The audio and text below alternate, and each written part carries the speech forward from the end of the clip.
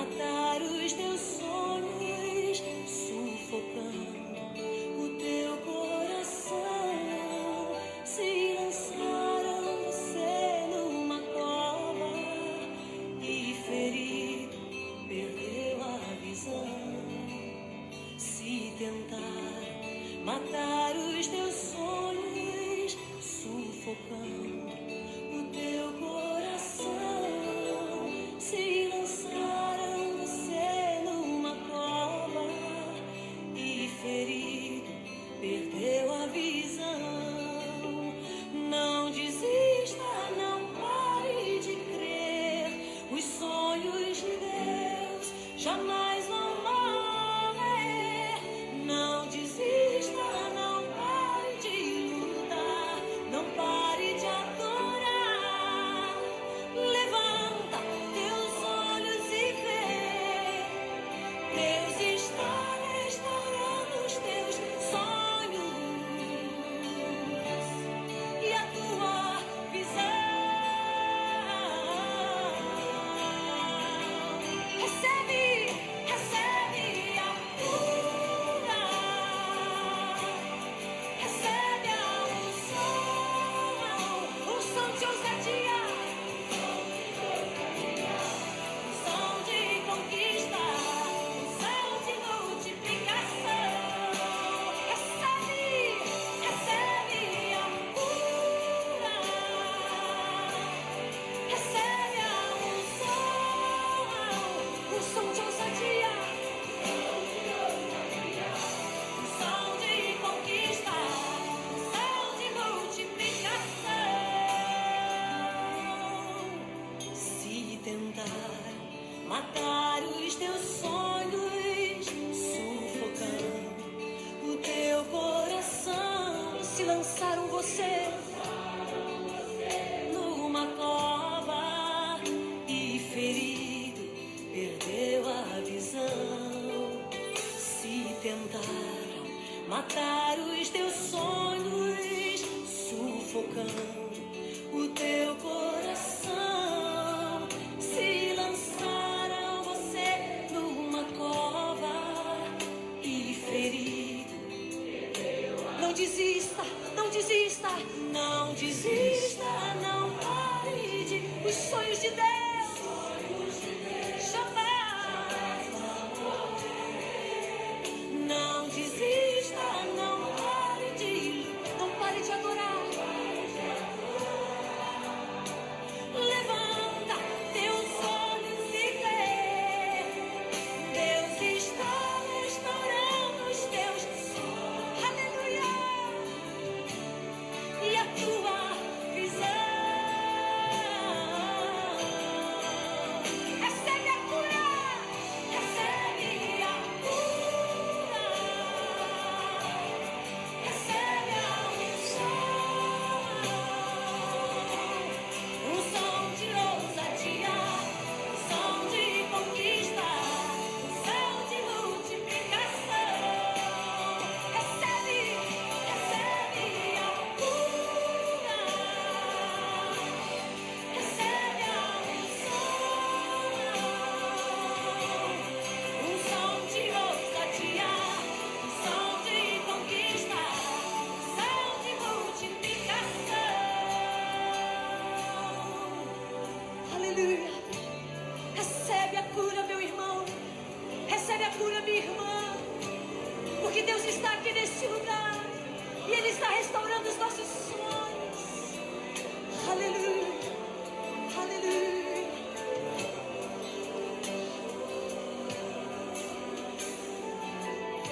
Receba a unção de ousadia. Você é mais do que vencedor. Você pode todas as coisas naquele que te fortalece. Abençoa, Senhor. E esse alguém é Jesus. Que os sonhos de Deus, Senhor, sejam Recebe. executados, Senhor Jesus. A vida da tua igreja, Deus. Senhor, recebe, Deus.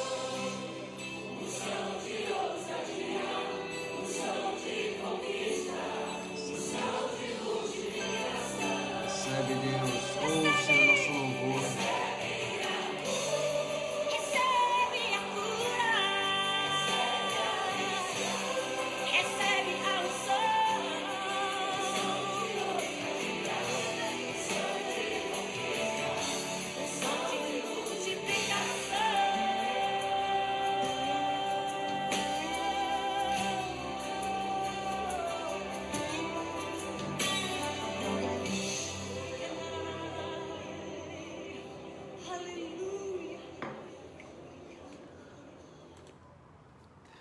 Graça e a paz do Senhor Jesus, irmãos. É com grande satisfação que estamos aqui neste vídeo, neste último vídeo, na verdade, sobre o estudo do tabernáculo, né? Vou estar encerrando hoje o estudo do tabernáculo e aí a gente vai passar um período aí de recesso, né? E quem sabe ano que vem aí a gente possa preparar mais estudos aí na direção do Senhor, na autoridade do pastor e da pastora, para que a gente possa dar sequência e conhecer mais a palavra de Deus, como esse louvor menciona, né? Os sonhos de Deus jamais vão morrer. E tem um sonho de Deus, o principal, né? Aquele objetivo maior, o sonho de Deus é que eu e você nos aproximamos de Deus, né? Que a gente tenha a comunhão com Deus, né? Esse é o maior sonho de Deus. E a concretização desse sonho, ele passa por etapas, passa por estratégias, passa por passos, né? E o passo, um desses passos é o tabernáculo, né? O tabernáculo como uma tipificação do sacrifício de Cristo, né? Para que o sonho de Deus, da reaproximação do homem com Deus, ele se concretiza no sacrifício de Cristo, né? No sacrifício e na ressurreição de Cristo. Então, esse é o maior sonho de Deus que eu quero para a minha vida e quero para a vida de vocês também. Que esse sonho de Deus se concretize crendo no sacrifício de Cristo na nossa vida, né? Então é isso, vamos dar início a esse último vídeo, né? Porque no vídeo passado eu explorei com detalhes aí o conteúdo da arca, né? O conteúdo da arca, que era as tábuas dos 10 mandamentos. Na verdade são 2 tábuas, 5 mandamentos em cada uma delas. Aliás, já estou começando aqui, mas antes nós temos que orar a Deus, né? Já comecei falando demais aqui, né? Então vamos orar para que o Senhor venha nos abençoar grandemente. Antes da gente ler as Escrituras, entender as Escrituras, nós precisamos da orientação e da iluminação do Espírito Santo. Sem eles, a gente só lê a palavra de Deus, mas não interpreta, né? Não tem a revelação do Espírito Santo. Pai Celestial, Jesus Cristo amado, maravilhoso Deus, Senhor Jesus, estamos aqui mais uma noite, Senhor, de estudo, em que pretendemos, Senhor, grandioso Deus, conhecer mais de Ti, conhecer mais desses sonhos, Senhor Jesus, que Tu tem para nós, conhecer dessas estratégias, conhecer do tabernáculo, Jesus Cristo amado. Pedimos e clamamos, Senhor Jesus, que Tu venha nos iluminar com Teu Espírito Santo da promessa, o Espírito Santo Consolador, que venha aqui nos revelar o Espírito, Senhor, as Tuas palavras, Senhor Jesus, nessas Escrituras, que possamos sair daqui, Senhor, com um pouco mais do Teu conhecimento, com um pouco mais da Tua mente, Jesus, porque todos nós, Senhor Jesus, que professamos o nome de Cristo, temos que ter a mente de Cristo, e para ter a mente de Cristo passa por entender as Tuas palavras. Obrigado.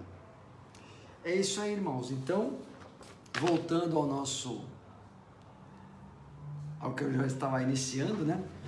Eu falei bastante do conteúdo da arca, né? Então, o conteúdo da arca tinham as tábuas dos mandamentos, 2 tábuas, 5 mandamentos em cada uma das tábuas, escritas, tábuas de pedra, tá? Escritas com o dedo de Deus, tá? Então você já vê aí que já é uma manifestação do poder de Deus, né? A outro conteúdo da arca é a vara de Arão, né? Aquela vara, aquela amendoeira, né? Aquele galho, né? Que floresceu de um dia para o outro de forma foi uma prova, né? Aos hebreus do poder e da autoridade de Deus sobre Arão, que sobre Arão recaía, vamos dizer, a autoridade dele ser, vamos dizer, a classe, ser o patriarca da classe sacerdotal do povo de Israel. E o maná, né? O maná também explorei bastante, era um alimento, né? Um alimento parecido com um pãozinho, né?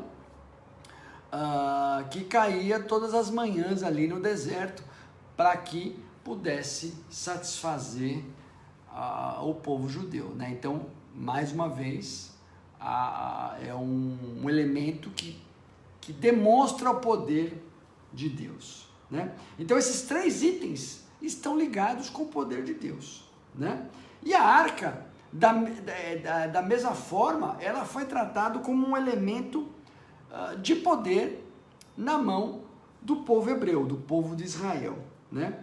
Porque nas batalhas em que os hebreus tiveram ao se estabelecer ali na região de Canaã, né? Porque eles estavam, vamos dizer, passaram 40 anos no deserto, até que em um determinado momento Deus ordenou: pode entrar na terra que eu te prometi, né?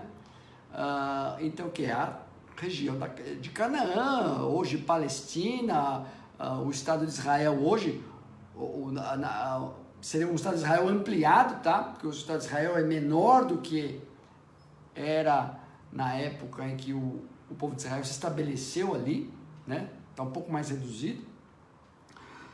Mas enfim, era aquela região onde se situa hoje o Estado de Israel, a Palestina, né? Também chamada Palestina. Então, e essa arca, ela foi tratada como um elemento de poder, foi tratada até como uma arma de guerra, né? A arca, ela teve um propósito também de arma de guerra, para garantir as vitórias nas batalhas, né? Isso por quê? Porque ocorreram fatos milagrosos envolvendo a arca, né? Porque quando Deus deu a ordem para o povo de Israel ir em direção à terra prometida, né? Moisés já tinha morrido, tá?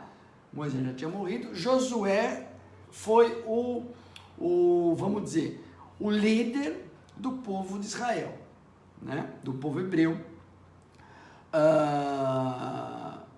em direção à terra prometida. E aí, nesse caminho entre o deserto e a região de Canaã, tá? Tinha o Rio Jordão, né? Tinha o Rio Jordão, e o Rio Jordão, ele é um rio largo, ele é um rio rápido, então não é possível, sem muito preparo, sem muito, vamos dizer, embarcações, você atravessar um povo atravessar o rio, né? Então foi um obstáculo ali que estava intransponível, né?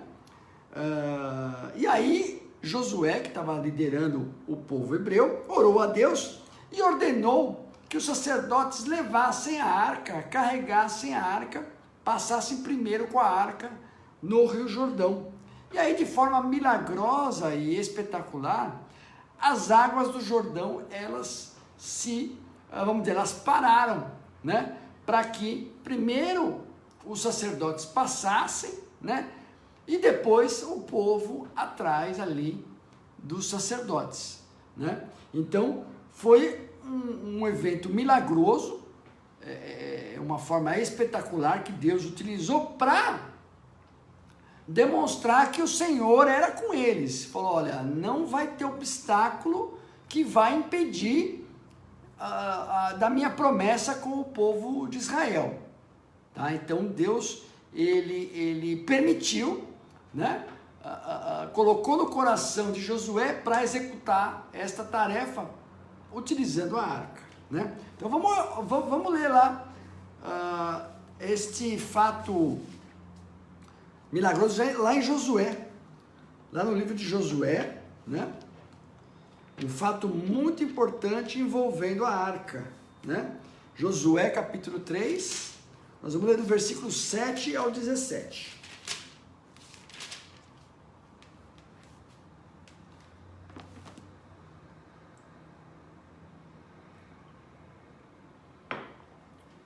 Então vamos lá, livro de Josué, capítulo 3, versículo 7. E o Senhor disse a Josué: hoje começarei a engrandecer-te perante os olhos de todo Israel, para que saibam que assim como fui com Moisés, assim serei contigo.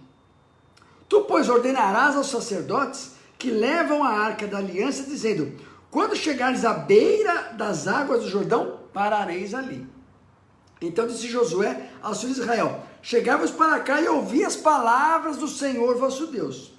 Disse mais Josué: nisso conhecereis que o Deus vivo está no meio de vós, e que certamente lançará de diante de vós aos cananeus, e aos heteus, e aos heveus, e aos perizeus, e os gigazeus, e os amorreus, e os jebuseus. Eis que a arca da aliança do Senhor de toda a terra passa ao Jordão diante de vós. Tomai, pois, agora 12 homens das tribos de Israel, de cada tribo um homem.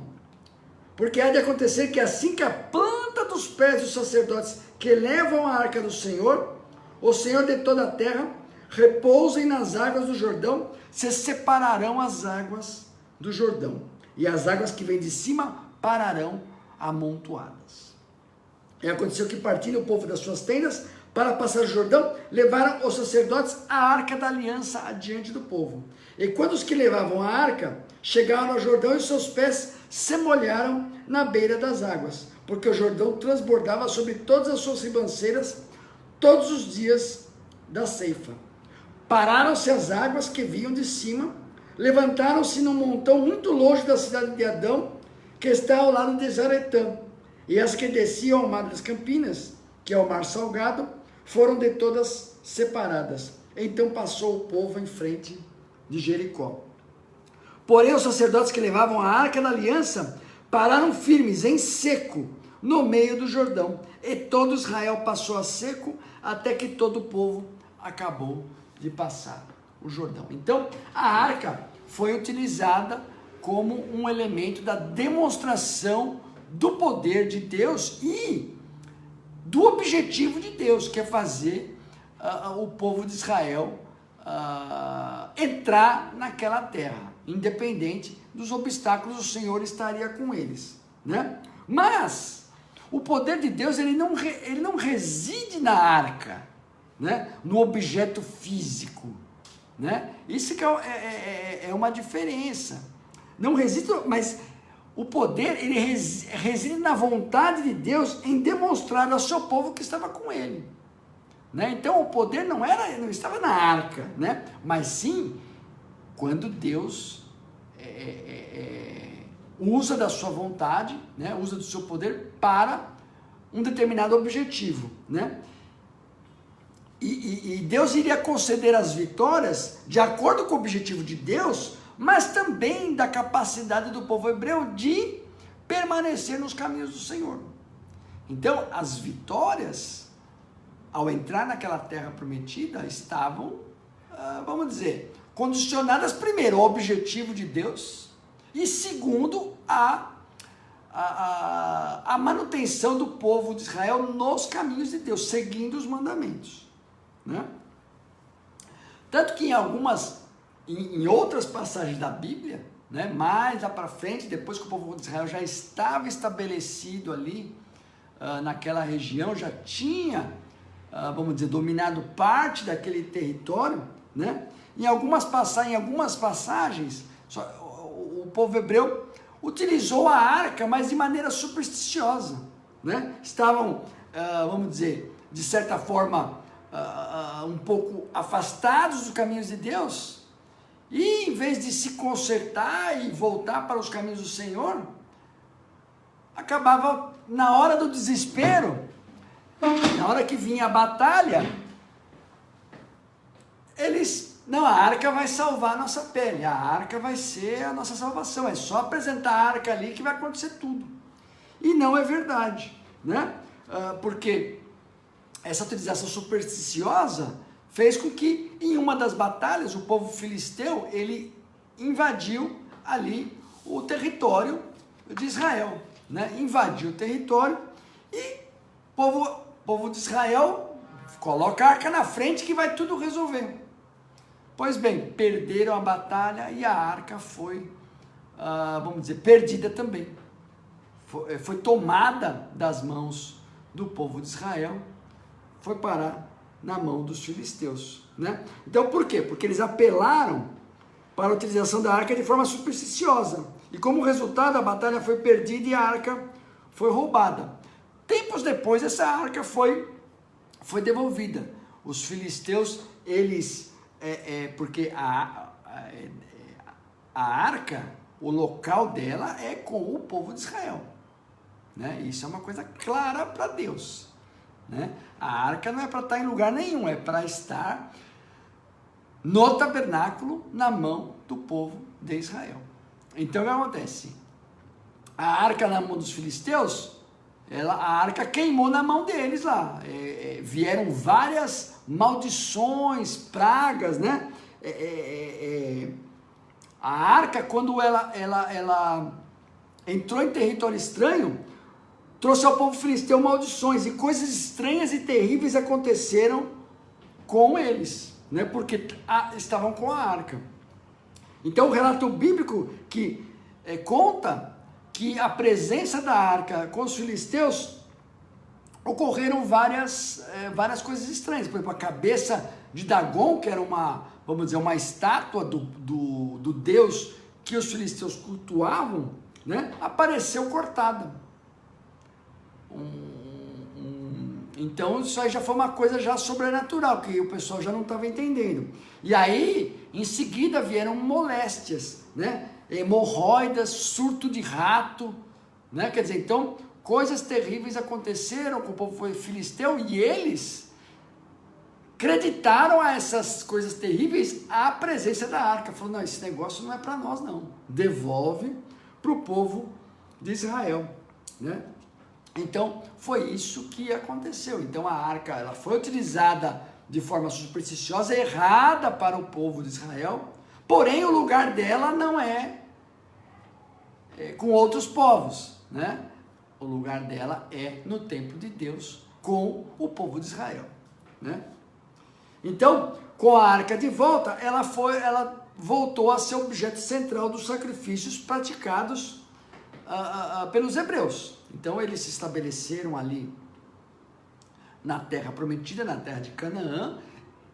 O tabernáculo já foi criado, construído o templo, né?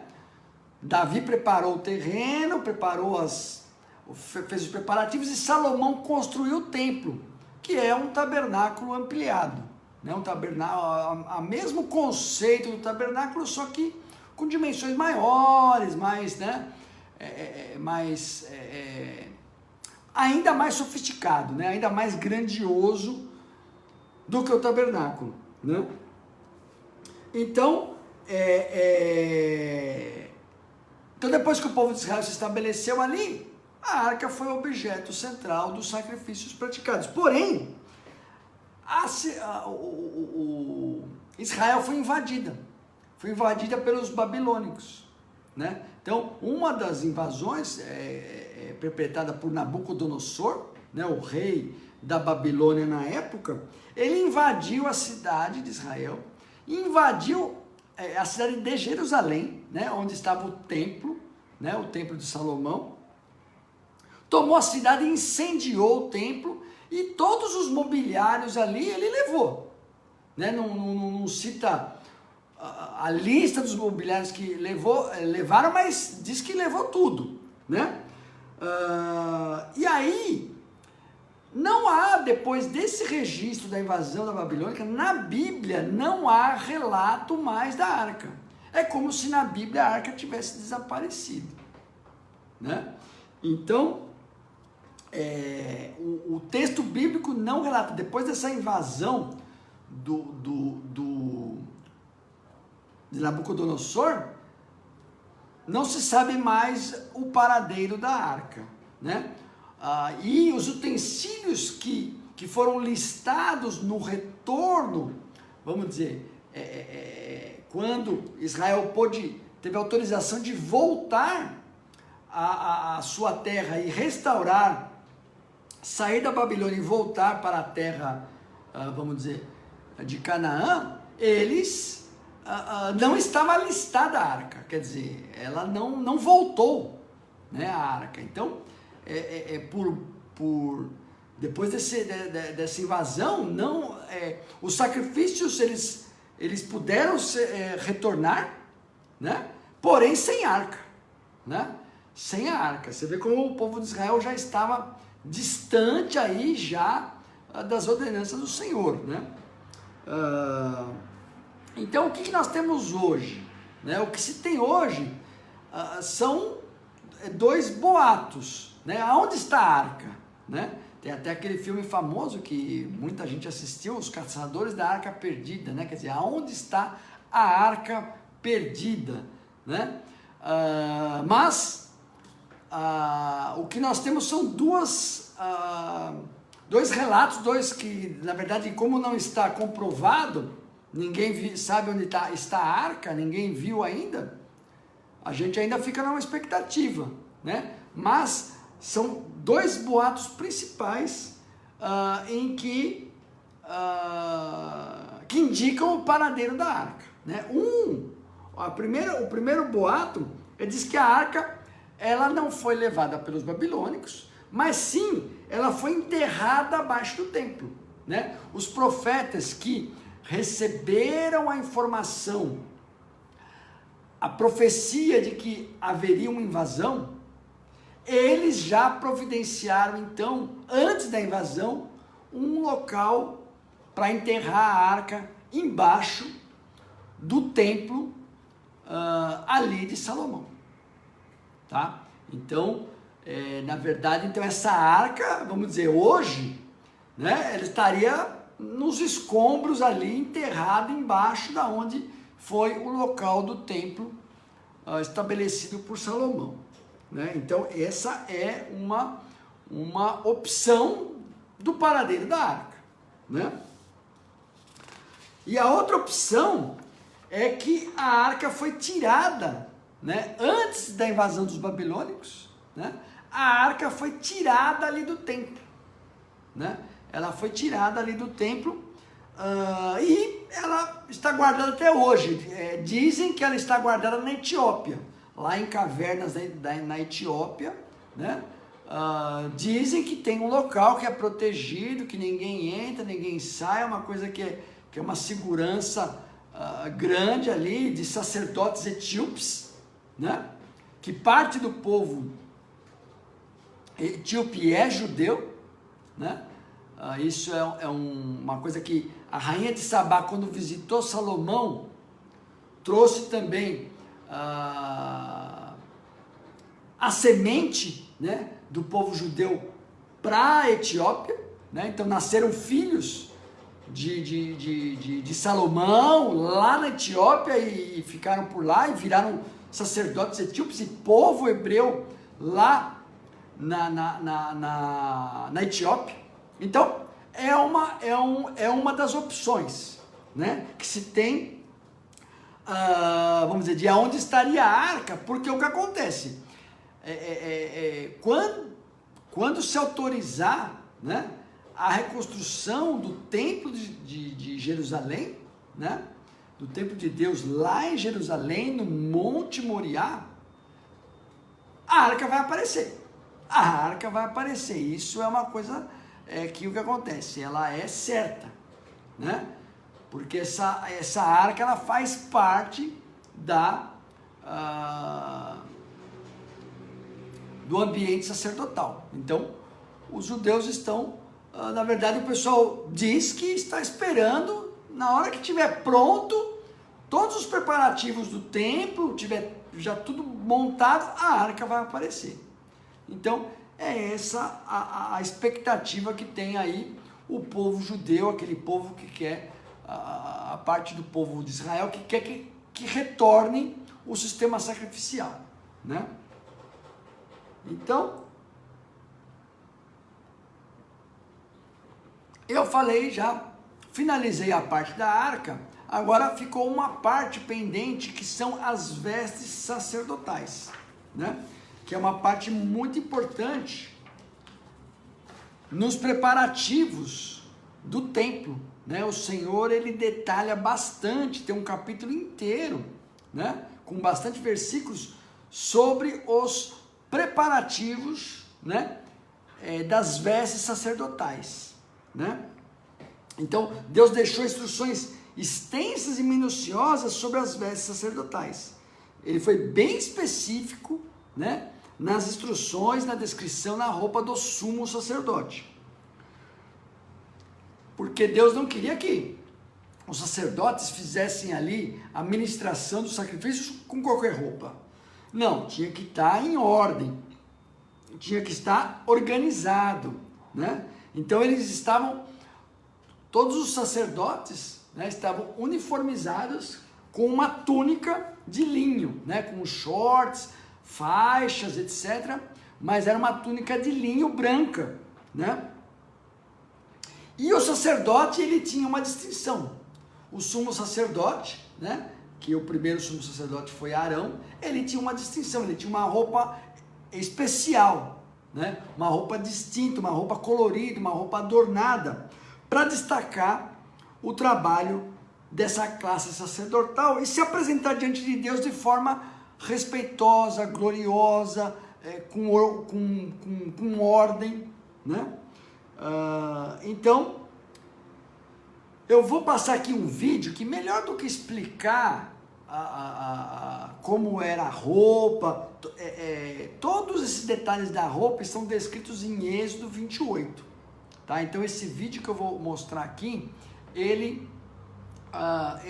vai lendo a tradução da Bíblia deste capítulo e vai apresentando vamos dizer, a vestimenta. Então é um vídeo bem bacana, que eu acho que vai ser muito esclarecedor, melhor do que ficar lendo, melhor do que ficar lendo, é melhor a gente ter um visual. Então eu vou colocar aqui, deixa eu ver se eu consigo fazer como da outra vez.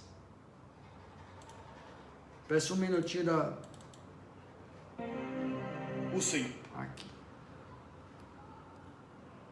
Vamos lá.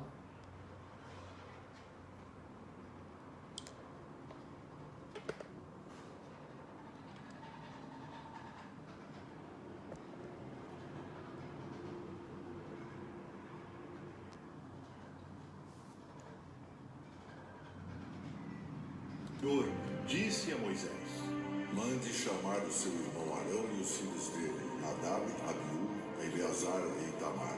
Separe-os do povo de Israel. Eles me servirão como meus sacerdotes. Faça roupas especiais, uma sobrepeliz, uma túnica bordada, uma mitra e um cinto. Essas pessoas também farão roupas de sacerdote para os filhos de Arão, a fim de que eles me sirvam como sacerdotes. Esses artesãos deverão usar fios de lã azul, púrpura e vermelha, fios de ouro e linho fino.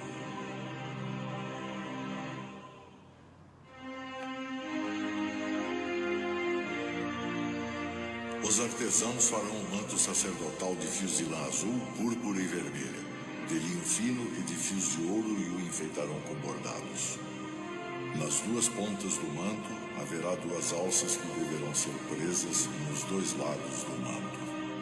O cinto que passará pela cintura do manto para prendê-lo será feito dos mesmos materiais do manto, formando com ele uma só peça.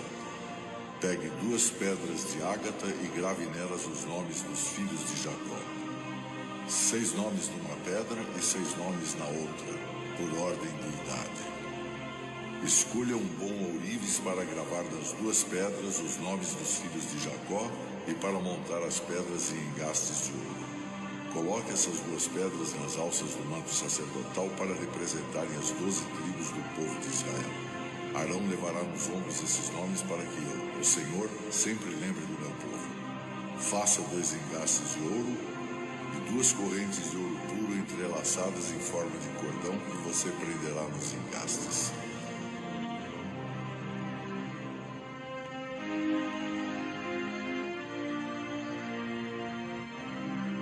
Faça um peitoral que o sumo sacerdote usará para descobrir a vontade de Deus. Como o manto sacerdotal, o peitoral também será feito de fios de lã azul, púrpura e vermelha e de linho fino, enfeitado com bordados. O peitoral será quadrado e dobrado em 2. Terá um palmo de comprimento e um palmo de largura. Coloque nele 4 carreiras de pedras preciosas. Na primeira carreira põe um rubi, um topázio e uma granada. Na segunda carreira põe uma esmeralda, uma safira e um diamante. A terceira carreira terá uma turquesa, uma ágata e uma ametista. A quarta carreira terá um berilo, um ônix e um jaspe. As pedras deverão ser montadas em engastes de ouro. Em cada uma dessas 12 pedras será gravado o nome de um dos filhos de Jacó para representar as 12 tribos de Israel.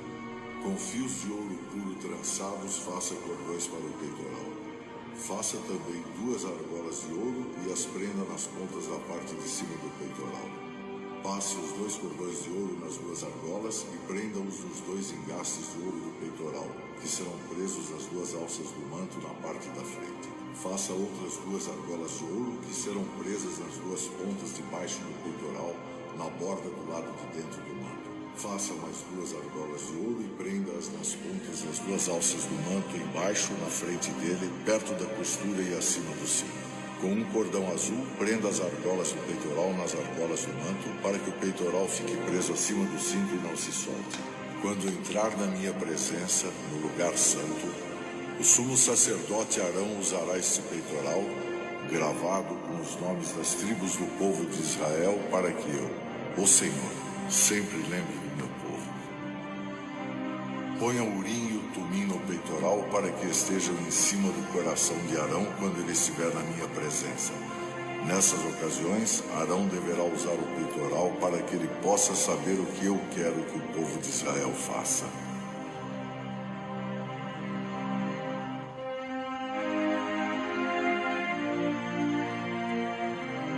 A sobrepeliz, roupa que vai por cima do manto sacerdotal, será tecida de fios de lã azul com uma abertura para passar a cabeça rematada com uma tira de malha para que não se rasgue.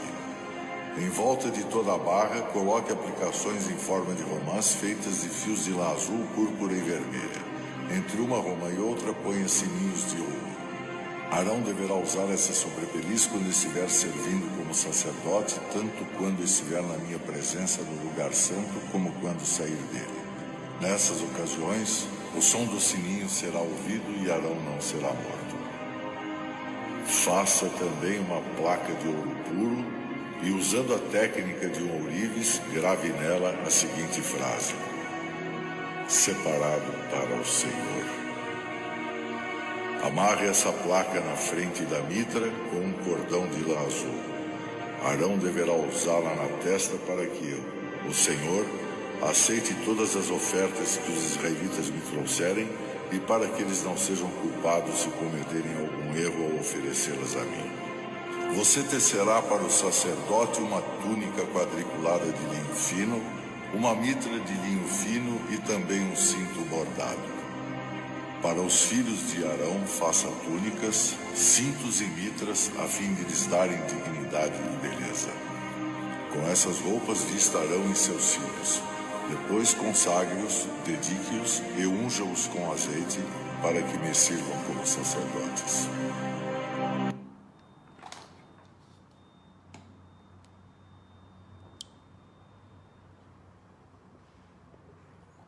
Cuidado aqui.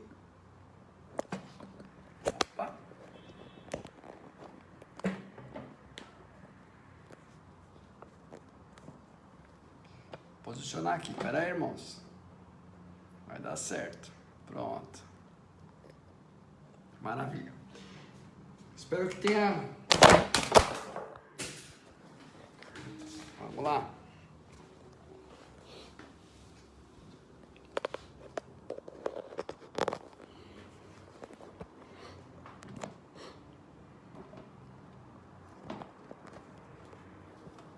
Como diz o Faustão, né? Ao vivo tudo acontece, né? Então, vamos lá. Os irmãos me perdoem aí, mas... Enfim, vamos lá. Ajustar mais um pouquinho aqui. Aí, pronto. É isso aí, irmãos. Ao vivo tem dessas coisas aí. A gente acaba tendo que se virar aqui. Então, vocês viram os detalhes, né? Os detalhes apresentados ao Senhor ali. Então, voltou. Então, o Senhor exigiu bastante detalhe, né? Para você ver a importância em que Deus deu para aquela veste sacerdotal, né? Porque vejo que desde sempre, né, a necessidade de se apresentar a Deus com a vestimenta correta já é uma coisa já muito antes, né? Lá desde Adão e Eva, né? Quando eles estavam no Jardim do Éden, eles se apresentavam a Deus sem pecado, estavam nus, né? Porém, quando entrou o pecado ali em Adão e Eva, a primeira coisa que Deus providenciou foi uma vestimenta para eles. Deus ele fez uma vestimenta com pele de animais para poder cobrir a nudez e eles se apresentarem de forma, vamos dizer, digna na frente de Deus. Então, outra importância das vestes para se apresentar diante de Deus, a gente vê lá em Apocalipse também, né? Que na visão celestial do apóstolo João, ele visualiza milhares e milhares de, vamos dizer, de pessoas vestindo com as vestes brancas, né? Para se apresentar ao Senhor. Então, vamos lá ver, vamos aproveitar então, vamos lá ver em Apocalipse 7, né? O último livro da Bíblia, Apocalipse 7, a gente vê esta veste, né? Em que as pessoas salvas, né?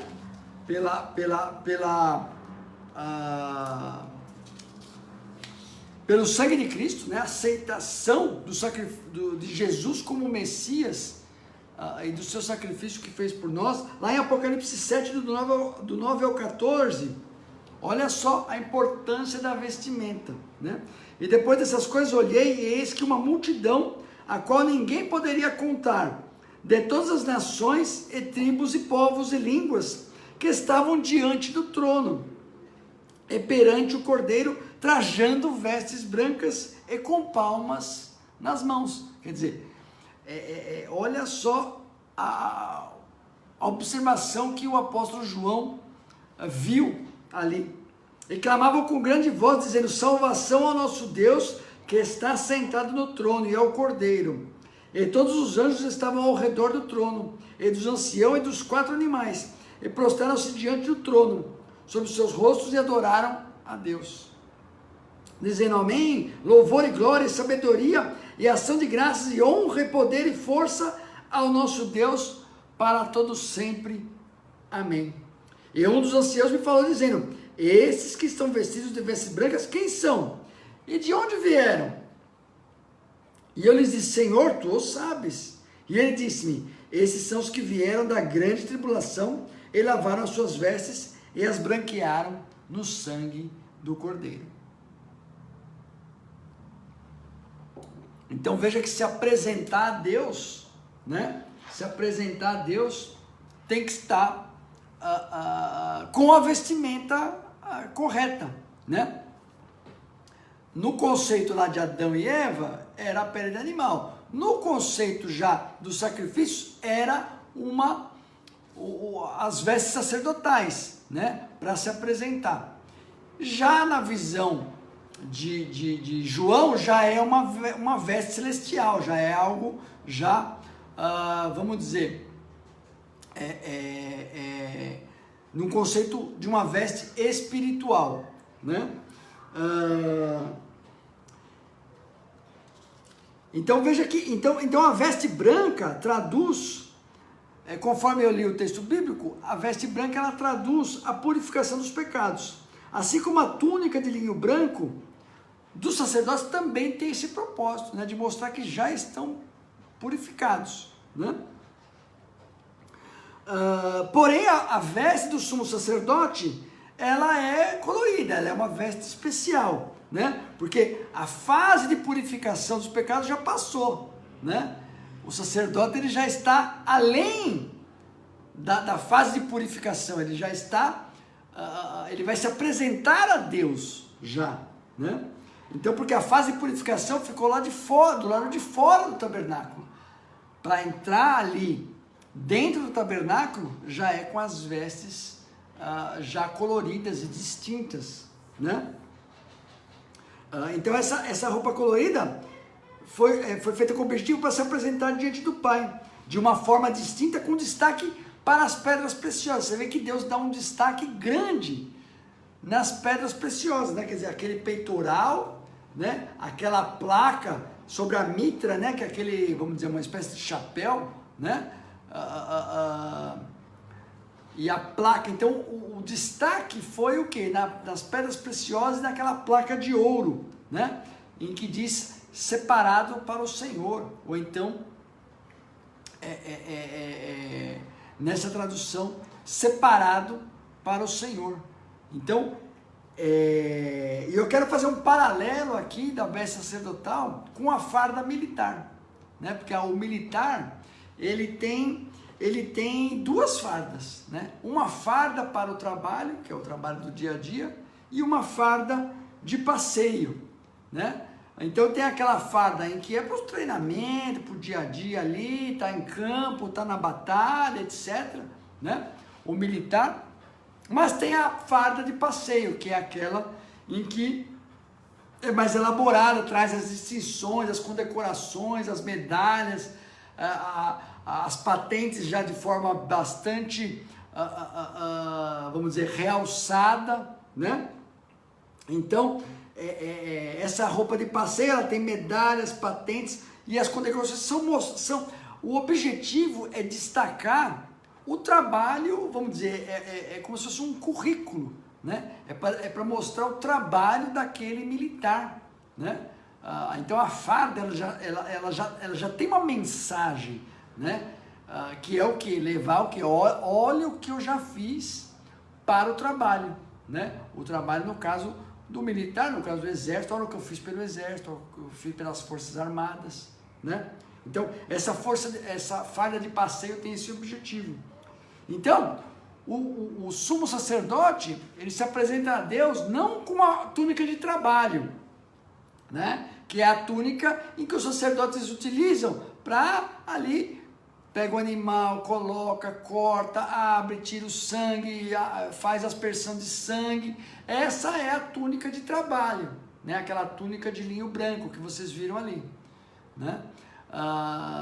Já a vestimenta sacerdotal já não é uma de trabalho, já é uma de, vamos dizer, já de destaque, né? Para se apresentar no Senhor. Todo o trabalho já ficou ali fora. Vai entrar na presença de Deus de forma mais distinta, mais elaborada, mais sofisticada, né? E eu também faço um paralelo também com as obras de Cristo, que aí é o que acontece. Quando nós executamos as obras de Cristo, nós somos presenteados com uma distinção de Deus. Deus nos dá uma distinção pelas obras que executamos.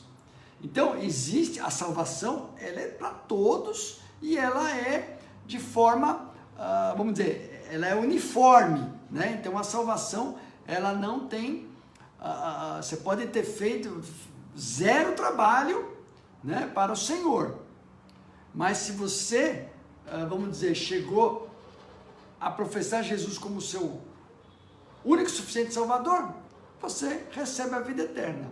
Porém, se você tem o trabalho na obra de Deus, você semeia na obra de Deus, você planta na obra de Deus, você colhe na obra de Deus, você, enfim, trabalha para que o Evangelho seja divulgado, seja professado, aí você tem uma distinção do Senhor, que é o que ele chama de as obras provadas no fogo, né? Que as obras provadas no fogo resistem àquelas que são ouro, prata e pedras preciosas. Então tem uma ligação na Bíblia das obras de Cristo, né, com também as pedras preciosas. E as pedras preciosas têm um destaque muito grande nessa vestimenta, né, distinta do sacerdotal. Então, veja o link que tem das obras de Cristo, né, das boas obras de Cristo, com as pedras preciosas que estavam em destaque na vestimenta sacerdotal. Lá em Coríntios 3:11, não precisa nem abrir que eu tenho aqui, tá? Coríntios 3:11, porque ninguém pode pôr outro fundamento além do que já está posto, a qual é Jesus Cristo. E se alguém sobre esse fundamento formar um edifício de ouro, prata, pedras preciosas, madeira, feno e palha, a obra de cada um se manifestará. Na verdade, o dia a declarará, porque pelo fogo será descoberto, e o fogo provará qual seja a obra de cada um. Se a obra que alguém edificou nesta parte permanecer, esse receberá galardão. O galardão, ele é uma recompensa, né? Uma recompensa que o Senhor vai dar na vida eterna. Então, para aquele que executa as obras de Deus, e o Senhor prova essas obras, né? E elas resistem ao fogo, né? É porque as obras elas foram feitas de acordo com vamos dizer, o Espírito de Deus. Então essa daí permanece, você recebe ela como um galardão. Então você recebe como galardão um conceito de uma recompensa, uma distinção que o Senhor vai fazer lá na vida eterna, né? Então a gente não sabe como será feita essa distinção, né? Como terá isso, mas a gente sabe que haverá, de certa forma, alguma a recompensa pelo bom trabalho executado, né? Então é isso. Então eu fico por aqui hoje. Eu agradeço muito a presença dos irmãos. Desculpe aí os contratempos aí de cair o celular, etc. Mas enfim, tudo a gente faz com carinho para que a gente possa apresentar a Deus um trabalho bonito, legal, elegante, né? E de conhecimento e profundo, né? Então eu encerro aqui esse estudo do tabernáculo, né? Quem sabe Deus providencia, a gente orando a Deus, dê estratégias de um novo estudo lá, vamos dizer, já no ano que vem, para a gente começar o ano já de uma forma mais, enfim, dá tempo das férias, todo mundo está em férias, né? E aí quando começar a retomar as atividades do ano, a gente também retorna o nosso estudo, né? Que Deus abençoe a todos, espero que tenham gostado. Fica aqui a Divisa Cristã, fiquem na paz do Senhor Jesus, né? Se Deus é por nós, quem será contra nós? O Senhor é meu pastor e nada me faltará. Pai nosso que estás nos céus, santificado seja o teu nome. Venha a nós o teu reino, seja feita a tua vontade, assim na terra como no céu. O pão nosso de cada dia nos dai hoje. Perdoa as nossas dívidas, assim como nós perdoamos aos nossos devedores. E não nos deixe cair em tentação, mas livrai-nos do mal, pois teu é o reino, é o poder e a glória para sempre. Amém, Jesus. Deus abençoe a todos com a paz do Senhor Jesus.